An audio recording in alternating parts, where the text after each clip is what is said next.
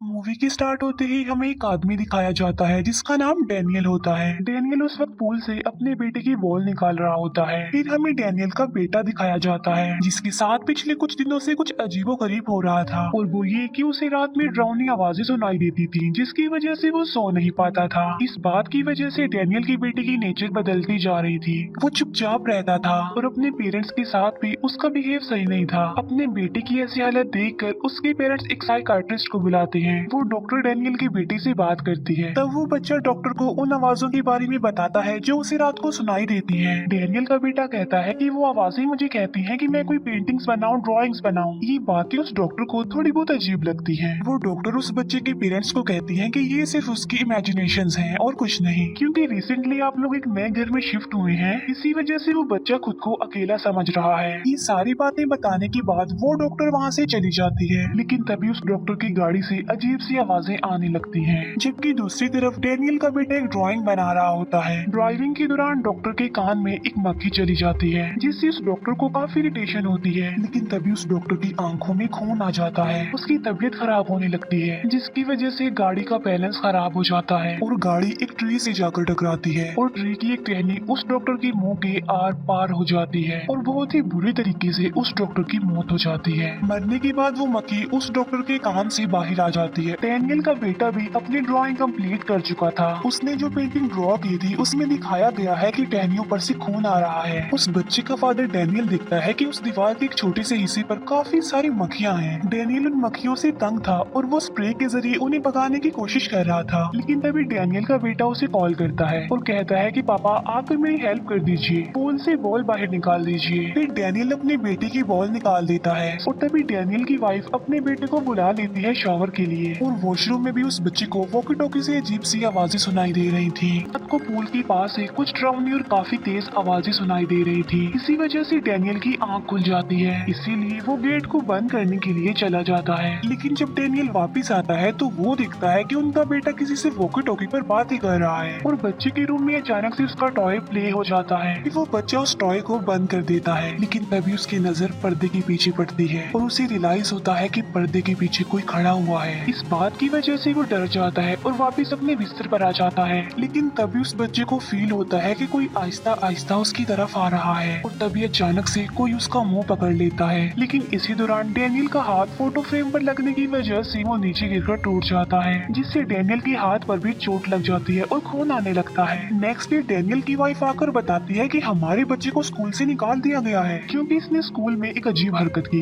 ये वहाँ पर एक कबर्ड में छुप गया, और तो और इसने प्रिंसिपल को बाइट भी कर ली। इसीलिए बच्चे की मदर उसे कहती है कि अब हर रोज डॉक्टर तुमसे मिलने आएंगी, देखना तुम। जिस पर वो बच्चा जवाब देता है कि डॉक्टर तो मर चुकी है। ये सुनकर उस बच्चे के पेरेंट्स सोचते हैं कि हमारा बच्चा फजूल बातें कर रहा है, लेकिन फिर थोड़ी देर बाद डैनियल के पास कॉल आती है और उसे पता चलता है कि वो डॉक्टर सच में मर गई है। लेकिन फिर ये लोग सोचते हैं कि हमारे बेटे को स्कूल में किसी ने बता दिया होगा उस डॉक्टर की डेथ के बारे में। रात को उस बच्चे को फिर से वॉकी टॉकी से कोई आवाजें सुनाई दे रही थी, और उन आवाजों को सुनकर वो ड्राइंग भी बना रहा था। और तभी हम उस बच्चे के रूम में एक लेडी की सॉल को देखते हैं, और वही थी जो इन सबको परेशान कर रही थी। और आज रात भी पूल के पास से किसी की आवाजें सुनाई दे रही थी, और तब चेक करने के लिए डैनियल बाहर जाता है। उसे बाहर कुछ अजीब फील होता है, इसीलिए वो अपनी गन लेकर जाता है। वहाँ जाकर उसे अपने बेटे के कपड़े मिलते हैं, जिसकी वजह से वो परेशान हो जाता है और पूल की तरफ भागता है। फिर डैनियल की आवाज सुनकर उसकी वाइफ भी उठ जाती है, इसीलिए वो अपने बेटे को चेक करने के लिए उसके रूम में आती है, लेकिन उसे वहाँ पर उसका बेटा नहीं मिलता। फिर डैनियल जब पूल के पास पहुँचता है तो उसे पूल में अपने बेटे की डेड बॉडी तैरती हुई मिलती है। डैनियल जल्दी से अपने बेटे की बॉडी को बाहर निकालता है और उसे पता चलता है कि उसका बेटा मर चुका है। अपने बच्चे को खोकर उसके पेरेंट्स काफी दुखी हो जाते हैं। फिर उस बच्चे की मदर डिसाइड करती है कि वो थोड़े दिन के लिए अपनी मदर के घर चली जाएगी। फिर वो अपना सामान पैक करने लगती है। डैनियल की वाइफ वहाँ से चली जाती है। तब डैनियल वो वीडियोस देख रहा था जब वो लोग यहाँ पर नए नए शिफ्ट हुए थे, और इस घर में आने के बाद उनका बेटा सबसे ज्यादा एक्साइटेड था। ये वीडियो देखकर डैनियल काफी दुखी हो जाता है, लेकिन तभी उसे अपने आस पास से आवाजें सुनाई देती है। तब वो टीवी बंद करके वहाँ से बाहर जाने लगता है, लेकिन टीवी अपने आप ही एक बार फिर से ऑन हो जाता है। डैनियल एक बार फिर से टीवी बंद कर देता है। वो बाहर आता है और वॉकी टॉकी पर हेलो बोलता है, लेकिन दूसरी साइड से उसे कोई भी रिस्पॉन्स नहीं मिलता। फिर डैनियल अपनी वाइफ को वॉइस मैसेज भेजता है उसका हालचाल पूछने के लिए,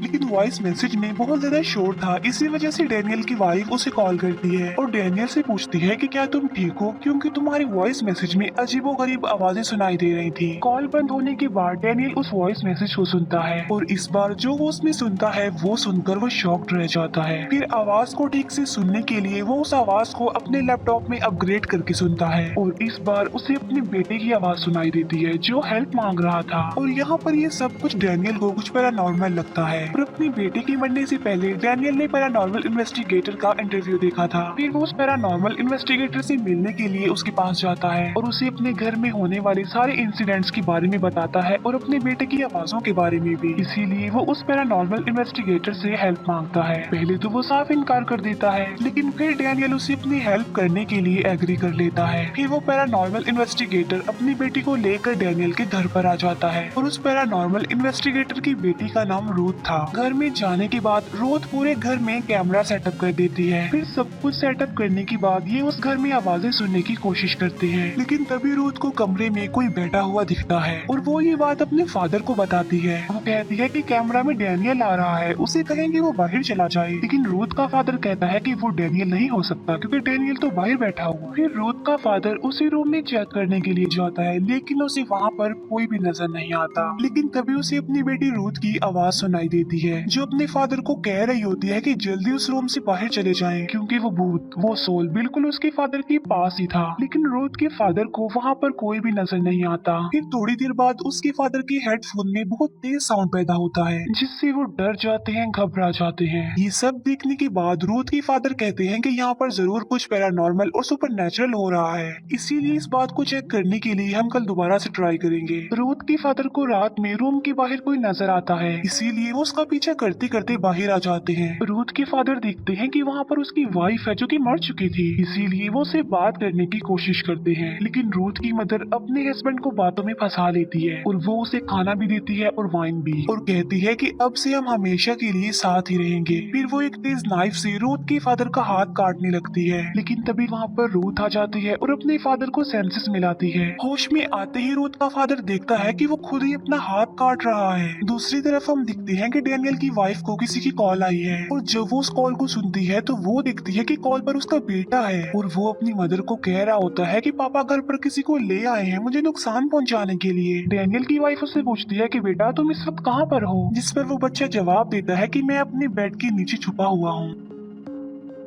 अपने बेटे की आवाज सुनकर डेनियल की वाइफ डिसाइड करती है कि वो जल्दी से अपने घर चली जाएगी। रूथ बाहर आकर देखती है कि एक ट्री पर बहुत सारी बिल्लियों की डेड बॉडीज लटकी हुई हैं। जब डेनियल उन बिल्लियों की डेड बॉडीज को दफना रहा होता है कि तभी उसकी वाइफ वहाँ पर आ जाती है और वो डेनियल से पूछती है कि बताओ ये दोनों यहाँ पर क्या कर रहे हैं, कौन है और यहाँ पर ये क्यों आए हैं। रूथ को एक लेडी अपने पास बुलाती है और वो रूथ को इस घर की रियलिटी बताती है कि जल्द से जल्द यहाँ से चले जाओ, यहाँ पर खतरा है। फिर डेनियल की वाइफ अपने बेटे को उसके बेड के नीचे देख रही होती है। फिर थोड़ी देर बाद डेनियल की वाइफ को उसका बेटा दिखाई देता है, तब वो अपने बेटे के पास जाने लगती है, लेकिन वो बच्चा जल्दी से बेड के नीचे चला जाता है। और जब उस बच्चे की मदर बेड के नीचे देखती है तो उसे बेड की दूसरी तरफ किसी के पैर दिखाई देते हैं और वो पैर अब बेड पर चढ़ रहे थे। लेकिन वो जब बेड पर देखती है तो वहाँ पर कोई भी नहीं होता। इसी वजह से डेनियल की वाइफ डर जाती है, इसीलिए वो वहाँ से भागने की कोशिश करती है, लेकिन तभी वो अपने पीछे किसी औरत को पाती है और वो औरत उसके मुंह पर हाथ रख लेती है। फिर रूथ का फादर डेनियल को इस घर के बारे में बताता है कि इस घर में काफी सालों पहले एक विच को टॉर्चर करके मारा गया था और बिल्लियों की जो डेड बॉडीज ट्री पर लटकी हुई मिली है वो सारी बिल्लियां असल में किसी ब्लैक मैजिक किसी रिचुअल में इस्तेमाल होती थी। इन सभी के दौरान डेनियल की वाइफ खुद को फांसी लगाकर सुसाइड कर लेती है और विंडो से नीचे कूद जाती है, जहाँ पर डेनियल की वाइफ के मरने के बाद उसके भी कान से खून और मक्खी निकल रही है। अपने बेटे के बाद अपनी वाइफ को खोने की वजह से डेनियल बहुत ज्यादा दुखी हो जाता है और वो डिसाइड करता है कि मैं ये बात तो जरूर पता लगवा कर रहूंगा कि मेरे बेटे और मेरी वाइफ को किसने मारा है। तभी अचानक से डेनियल को अपना बेटा और अपनी वाइफ दिखाई देते हैं, लेकिन जैसे ही वो पर्दा हटाता है वो वहाँ से गायब हो जाते हैं। लेकिन तभी अचानक से वही भूत डेनियल पर अटैक कर देता है। रूथ जो कि डेनियल की वाइफ की फुटेज देख रही होती है और वो नोटिस करती है कि जब डेनियल की वाइफ ने खुद को फांसी लगाई उस वक्त वो गोस्ट भी वहाँ पर था। तभी इन्हें पास पड़े वॉकी टॉकी पर गन के चलने की आवाज सुनाई देती है। तभी जल्दी से वहाँ पर जाते हैं और डेनियल को रिलैक्स करने की कोशिश करते हैं। तब रूथ का फादर डेनियल को बताता है कि इस घर के नीचे ही उस विच को टॉर्चर किया जाता था, जिस पर डेनियल कहता है कि मैं जानता हूँ उस जगह तक जाने का रास्ता। फिर डेनियल उसी दीवार को तोड़ता है जहाँ पर वो मक्खियाँ थी। उस दीवार को तोड़ने के बाद इन्हें वहाँ पर एक खुफिया जगह मिलती है और वहाँ पर एक विच का स्केलेटन भी पड़ा हुआ था, जिसे टच करने से रूथ के फादर को सारी बात पता चल जाती है कि आखिर उस विच को कैसे टॉर्चर किया जाता था। फिर ये लोग डिसाइड करते हैं कि ये उस विच के स्केलेटन को जला देंगे। तब रूथ का फादर उस स्केलेटन पर पेट्रोल छिड़कता है और रूथ को बाहर ही वेट करने के लिए बोलता है, लेकिन जैसे ही वो नीचे जाता है फ्लैश लाइट काम करना बंद कर देती है। तभी रूथ के फादर पर वो विच अटैक कर देती है। तब रूथ अपने फादर को काफी आवाजें लगाती है, लेकिन अंदर से कोई आवाज नहीं आती। लेकिन तभी रूथ को अपनी मदर नजर आती है जो कि मर चुकी थी और वो रूथ को अपने पास बुला रही होती है। लेकिन रूथ सारी बात समझ चुकी थी कि ये उस विच के भूत की एक चाल है,